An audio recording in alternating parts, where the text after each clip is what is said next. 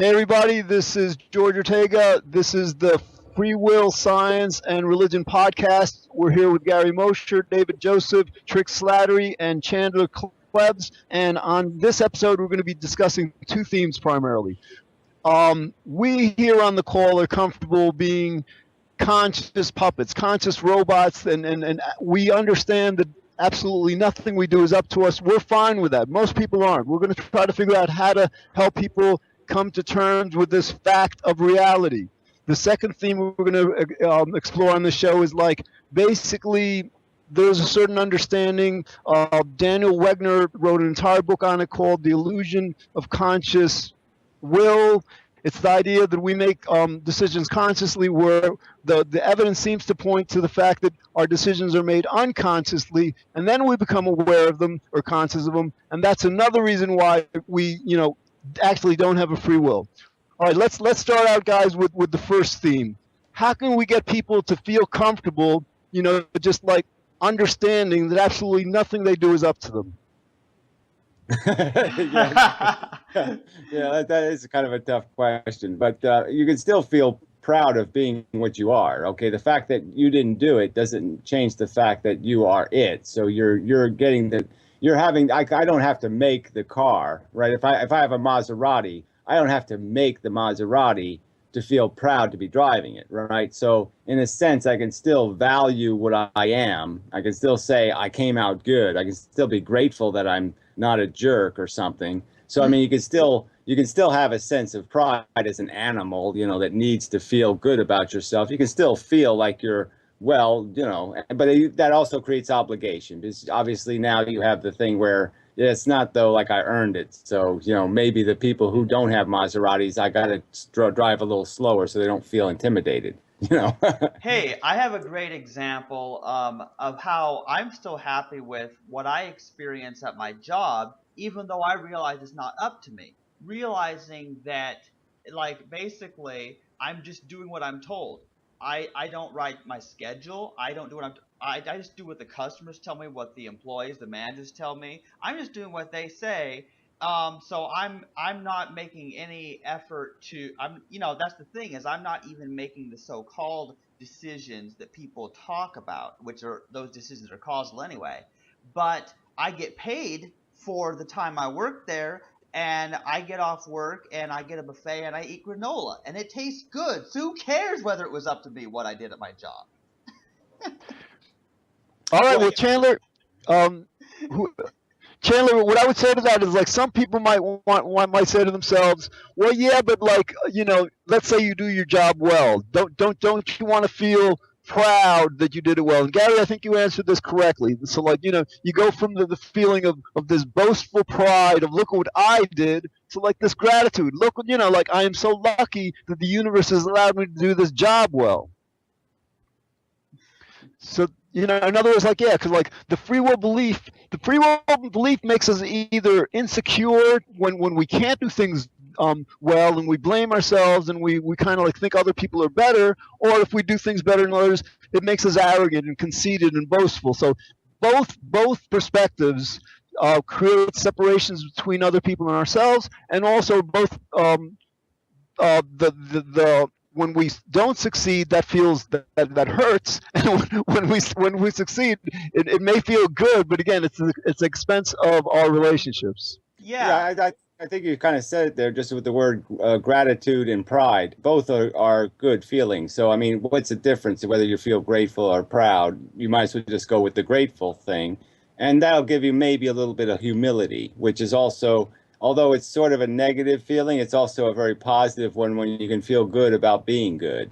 So it's kind of a neat word in the sense that you can start feeling good about the good you do, which is which is another way to derive some self-respect and self-esteem, and just recognizing that you're capable of making changes in how you interact with people that'll be positive in their life, and that is essentially makes you more valuable again. Yes. Exactly. And I feel I guess you could say that I feel grateful or lucky or whatever you want to call it, fortunate, like I feel good about who I am and what I do. And yet I have that understanding that I don't like deserve anything, good or bad. Like I don't feel as though that there's any negative thing to this understanding at all. Because I no longer take things so personally and feel like a failure. Like because even when I fail at something I was trying to do or what somebody expects me to do, I still realize, well, wait, it's not my fault to be in this situation because my own existence it was not my choice. You know what I'm saying? Well, And I so guess that understanding. I think self-assessment is still a possibility even without a free will. So, I mean, I don't have to be free to still be assessing my Lamborghini. Again, I don't have to make the thing to make sure it runs well and to wax it and to do all that kind of stuff. So I still have an I still feel a sense of, I mean, failure is still important in the sense that even though I'm a machine, I want to be a really great machine. You know, Well, yeah. We're regardless programmed to want to be a good well, machine.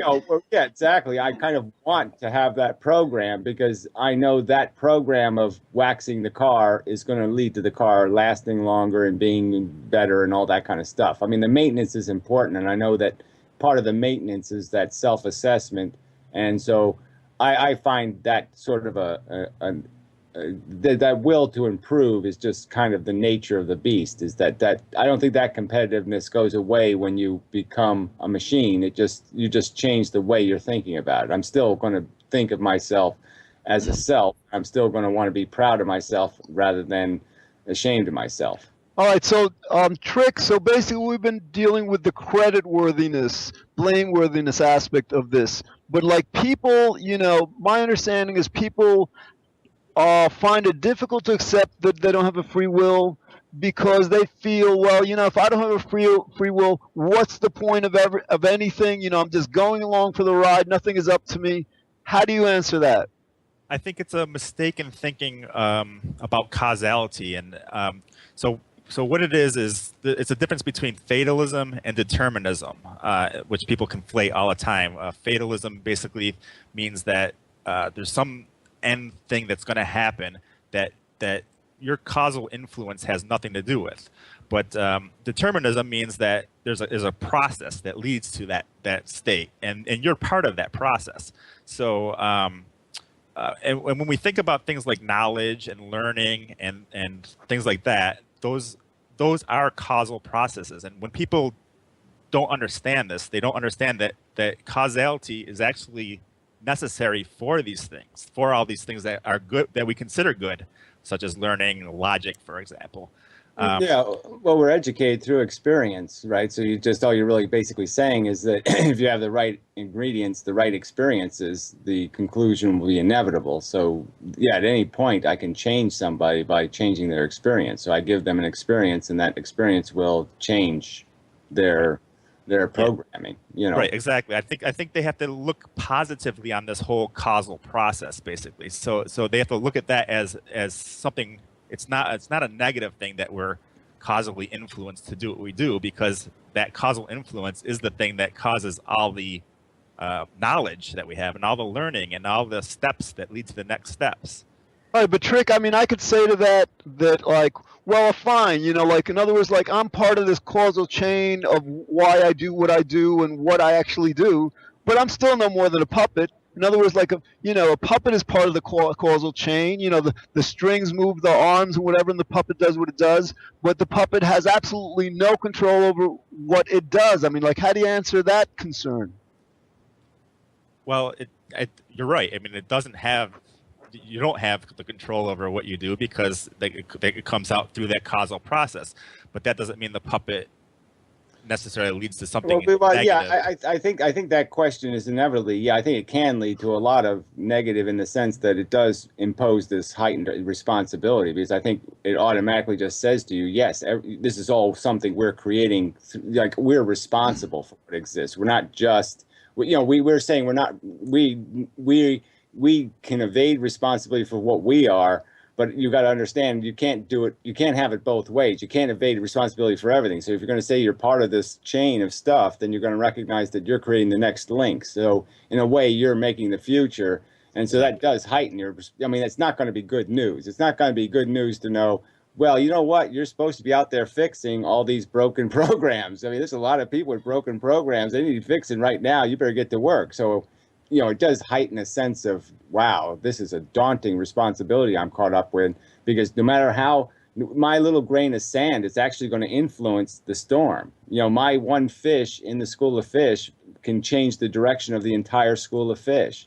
And having that sense of knowledge does kind of give you it's kind of a defeating sense of responsibility, because now in a way, you might be Hitler might be your fault. Yeah. Right. David, so like you're kind of new to this like realization that that you don't have a free will, no one has a free will. So like how have you been making sense of it? How do you think about it in a way that you accept it and you're comfortable with it? I kind of think along the lines of I can say I'm not sure why I did something, but I can be glad that I did it, or I can be okay with the fact that I did it. So it's just kind of accepting that it wasn't me who ultimately created that situation. Oh, but then, right. So in other words, like, so you're saying when you do something good, you're grateful, and when you do something bad, you're more forgiving, right? I think it's pretty much, yeah, along those lines, definitely. I think but then, hold on, Nick. So, but then, how do you address the control thing? Fine, like we feel grateful when we do good. We don't really blame ourselves when we do bad, whatever. But how do you address the control factor? In other words, like basically, a lot of people find this hard to accept because, like, we're just like actors in a movie. Absolutely nothing is up to us. Right, we're like the passengers just along for the ride, kind of thing. Exactly. So how do you come to terms with that? Very difficulty. To be honest. Drinking. Yeah, yeah. drugs. Yeah. I mean, that's what I just mean, George. It's sort of a dangerous question, because once you get into this idea, then I think it is reasonable for some people to say, this is a silly redundancy. I mean, we just keep making these dumb machines so they can live out their dumb little stupid lives and then die. I mean, it is kind of a silly story when you start looking at it that way. I know, but that's the humor of it. Let's clean up the mess once and be done with it already. Why keep making these Daffy Ducks that you have to keep repairing all the time? And that's all. We're just kind of silly little. Let me explain to you how I deal with it, because like, all right, and this is also in consideration that 80-90% of people here in the United States, maybe in England also, I think a bit less in England, but believe in God or higher power. So basically what I tell people in my meetups in Manhattan and stuff, we discuss this all the time. I say to people, well, like if you believe in free will, you're this little person going around this huge planet just doing whatever you want to do. And then I bring an example. How about if President Obama or God or some major authority was telling you what they wanted you to do every moment of the day, so you went out throughout your days doing whatever you did, not in the service of your tiny little will, but in the service of, let's say, God. So in other words, like basically what I tell people is like, we're not manifesting our wills as human beings. We're manifesting the will now. And I'm a pantheist, so like to me, God and the universe are synonymous. We're manifesting the will of the universe or God. How does that sound as a way to reach those people? I kind of say no sale, because I just have a real passion for the truth and logic, and there's nothing. The universe is an idiot, so I don't really want an idiot telling me what to do, because the universe is an idiot. So. Yeah. Well, here's the deal, George. I think to some people that appeals. I don't know why yet it appeals to people, because it doesn't to me. But like I don't know. I've noticed though that when people are in a religion, they tend to they like the belief that it's not up to them, but it's up to God or something. Some people like that perhaps because it removes that feeling of responsibility from them, and they don't want that feeling of responsibility. But you don't need to turn to a religion to be free from that fundamental responsibility that so many people are damaged by. Yeah, the truth is great. I mean, if I could just respell God as truth, right? That's all I care, right? The word is the truth and all that. I mean, I just like the idea of just recognizing there's nothing more beautiful than a perfectly spoken sentence of, definitive, acute accuracy. Yes. A wonderful definition is a wonderful thing, right? So, yeah, that's good. That's enough God for me. Okay, yeah. Trick, what was your take on it? What was your perspective? On the God thing, Yeah. or thinking that the universe is. Well, I think it confuses people. That's my biggest problem with it. I think it lets them think that the universe is something more than it really is, something more intelligent or whatnot. When like Gary said, it's a stupid universe that just let's kind of outputs admit, you know, God is kind of like nicotine, right? Let's just try to get off it altogether. You know, I mean, don't do this vaping thing and everything. Yeah, no. You know, try to stomp it out all. Yeah, like smallpox. But Try to exterminate it. You know, right. Don't remake it. Just get rid of it, man. But at the same time, George, I understand. Like, I do understand where you're coming from. Where a lot of people are religious, so they need baby steps basically, and sometimes you need to put it in those types of terms for those baby steps to take place. But I think those baby steps, we don't want to confuse people on as we take those steps. You know right. what I mean? Trick here. One of our challenges is like, I don't think we're going to I think we'll succeed in getting people to accept they don't have a free will before we succeed in getting people to believe there's no God.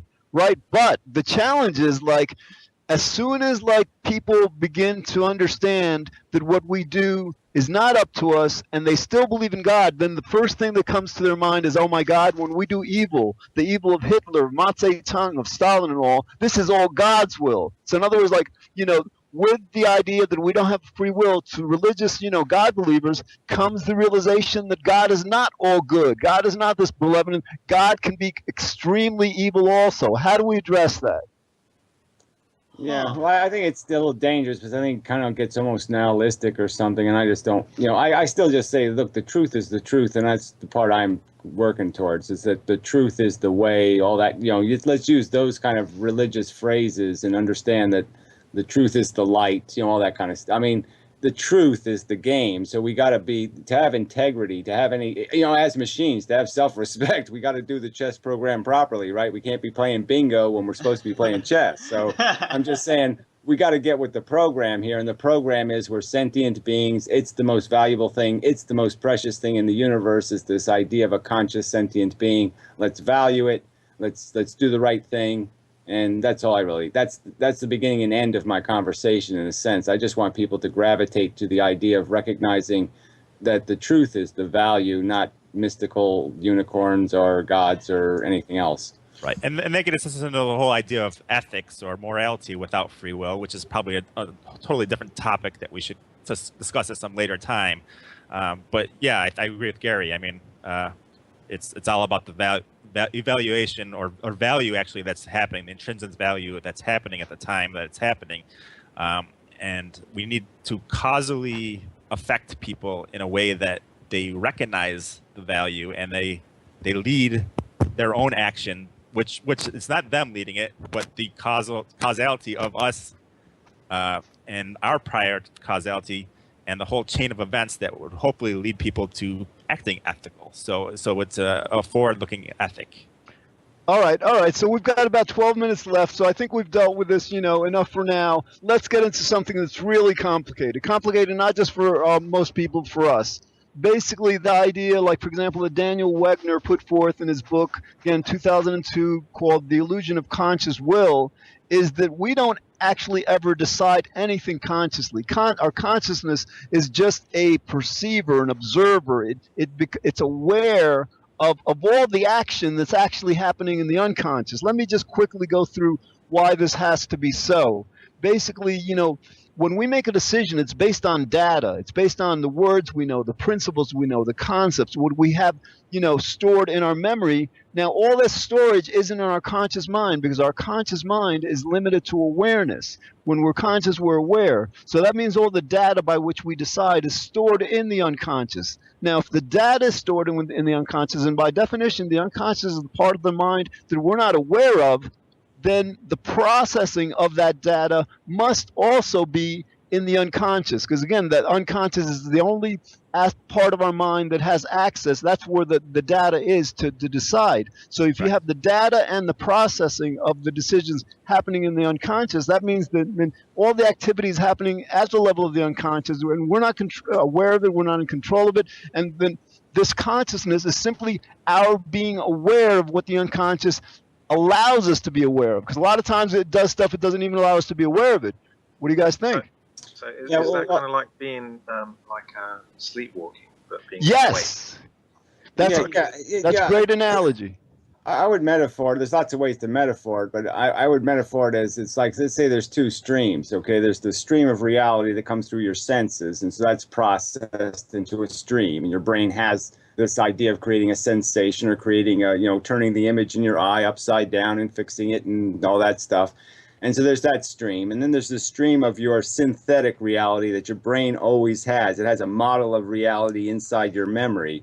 And so that's another stream, and it basically just takes those two streams and collides them together in your consciousness. And so your consciousness is the splash, but it's not doing anything. It's just the splash. It's just what happens when you combine your mental model with reality. So reality collides with your mental model, and you have this interaction, and the interaction will cause an action in the sense the water will fall down and come out as your output.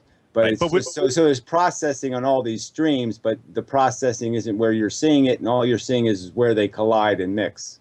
But we do have to understand, I guess, and I agree with what you guys are saying here. Consciousness basically outputs. Subconscious processes output our conscious experience, basically. But what happens is once we get that conscious experience, it tends to strengthen synapses in the brain. So it has its own causal process. So it's not something that's external from. That's a good point. You're not consciously doing that. You're not sitting there saying, "Okay, I'm going to now consciously create some synapses." So exactly. Clearly that's all unconscious behavior, and you're a byproduct of that. I still would argue that it's the more sensible view of your consciousness is to just see yourself sitting in a theater. And you didn't make the theater. You're not doing the play. You're just a witness to the what's going to take place. Your mental model and the players and the other script readers are all going to create your experience, and you're just going to watch it. You're not going to. There's not. Your consciousness doesn't have any strings. See, I disagree. It doesn't pull anything. It doesn't do anything. It doesn't shoot anything. It doesn't say anything. It's just a victim of the process. I think the watching of the process actually leads to the next set of processes. That's the same input as your input that gave you the sensations of light and vision and all that stuff. So that stuff's all unconscious. I'm not processing what I see. My eye focus. I don't consciously focus my sight. Right. I mean, my sight does. My brain's doing that. So, to avoid an object flying at you, you're processing it. You're seeing the object. You're consciously seeing the object. All reflexes, though. Come on. But it's not reflexes. It's reflexes based on the consciousness. Yeah, I know, but you're not consciously doing any of that. Your brain is just rebuilding your mental model with new experiences. Right, you get to see a tiny bit of it doing a little bit of writing on the paper, but you're not writing on the paper. I think it's writing. Right, Trick. I think what Gary is saying is yes, our consciousness, for example, is used by our unconscious to strengthen the connections, to make the connections, But I think Gary's point is it's the unconscious that's directing the consciousness to be conscious of whatever it's conscious of. So in other words, our consciousness is still always under the direction and control of our unconscious. Well, it's both. It's all one process. There's no distinction between. So you have the subconscious that leads to the conscious, which leads to the subconscious. So it's all a causal process, but all of them are part of the whole causality. It's not like the consciousness is something that we're putting to the side. And then we're just I just fundamentally disagree. I think the consciousness is completely superfluous to the function, and you could do entirely without it if it wasn't for the creation of this thing called the sensation. If it was sensations are why we're conscious, and that's really the only reason. All our thoughts are really just creations of our brain and subconsciously. There's no conscious function. But even sensation is conscious. So like you said, pain it falls into it. Like ingredients fall into a bowl. I mean, the consciousness is a bowl. It doesn't do anything. It just sits there to hold the parts. It just isn't. It actually machine. It's the bowl of the blender. It doesn't do any of the work. It has an important part to the machine. pain Well, has I'm saying important it's a parts of our bowl. shape. A bowl, you don't think of a bowl as doing any of the work. It's not stirring. It's not an ingredient. It's not anything. It's just a superfluous byproduct of the fact that you have to put Chandler. the ingredients in Hey, I had something. All right, something to say. Chandler. Let, Yeah. let Chandler go ahead. Yes, Go ahead, Chandler. I had some things to say about consciousness because consciousness is awareness, and in order to be aware of something, you have to have some senses like sight, hearing, smell, taste, and feeling, like the five physical senses everyone talks about. So someone could say, well, a person who's blind obviously is less conscious in the area of sight than someone who has sight, and therefore because they don't have the consciousness of an object that's flying in the other direction, well, they can't avoid it because they're not conscious of it. And that's why I agree with Trick more, because yes, this awareness, this consciousness, which comes through our physical senses really, is just as part of the machine as any other part. And so I think of the consciousness and unconsciousness, they can't really be separated. You can't just put consciousness to the side. David, I know you're kind of new to this. You probably haven't thought about this theme as much as we have and all. But what's your take on it so far? What do you believe happens? So far, I'm kind of it's going over my head a bit, to be honest with you. At first, I agreed with Gary, and then I just heard Chandler. So now I'm kind of agreeing with Trick, but I'm still not sure. I need diagrams and pictures for this one. Okay. I understand the biology. I just think you have to understand how the brain was evolved. And I like I said, I just think this is a necessary function to create value. Value was the key thing the brain was synthesizing. And this is the mechanism it came on. It ended up creating real value, and real value requires an ouch and all that stuff. You can't do an ouch in some synthetic space. You have to have sentience, consciousness to create ouch, and that's why we have feeling senses. Our senses are real to us because they're feeling. And I would just make a real quick thing. Everybody knows what muscle memory is, right? So our output is all muscle memory. It's not conscious, right? Our reflexes. Well, there's muscle memory coming in. What comes in is also doing exactly the same thing. So the input is being interpreted in a mechanical way based on those reflexes. So it's reflexes in, reflexes out. Consciousness is just the mirror that the reflexes are bouncing off of. Yeah, I was like trying to defend consciousness in terms of communication. I had a theory that I put in my first book saying that, well, we need consciousness in order to be able to communicate our thoughts to other people. But then, like, I was in a forum, somebody like made the very astute comment is like, well, we don't know. Absolutely. Computers communicate with each other all the time and they're not conscious. So my take now is that, like, consciousness is an epiphenomenon that basically our mind could do everything it needed to do, including perceiving pain, feeling pain and all, without our being conscious of this perception of pain. So, I don't think that's possible. See, that's where I'm saying I don't think they could ever create an AI that would have real pain without having real pain. It creates an urgency. An urgency is a tricky thing to create, even in a computer program. Well, Gary, Program what I'm just saying is, rewrite it. It could just evade it. You know what I mean? right, You have to make something it can't evade. in psychology, sometimes, like, for example, people are in pain, but they're not aware they're in pain. They may be angry, or they may be like depressed or something, but they're not aware of it. So in other words, like, what I'm saying is, like, at the level of I the wouldn't call that unconscious. pain then. So I think that we have a vocabulary problem. Right. So exactly. So in other words, like, let's say there's the neurochemistry, the neurobiology that's happening, like, that would be the blueprint of pain, and let's say it's not, be felt consciously, but let's say it's making the body behave in certain ways, so that would I think constitute the. That's what I meant by the two streams, though, right? I mean, your brain is just its reaction to the world is to create a sensation, not necessarily pain, but it can be some sort of attraction or repulsion, right? Some attractive or repulsive sensation, and then your brain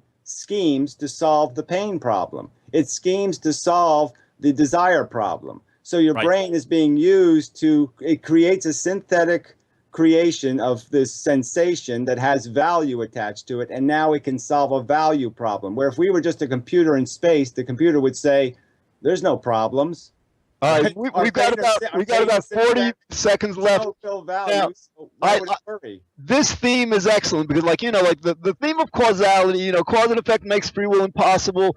Acausality makes free will impossible. That's too simple. We get this, all right? Whereas, like, the consciousness, unconscious connection to why free will is impossible is much more interesting because it's much more complex. We got to do a lot more shows about this. All right. Thanks, everybody. Gary, David, Trick, Chandler. This is George Ortega for Exploring Illusion for free will science and religion. We will be back, to explore this and other concepts. We're going to try to do like a podcast every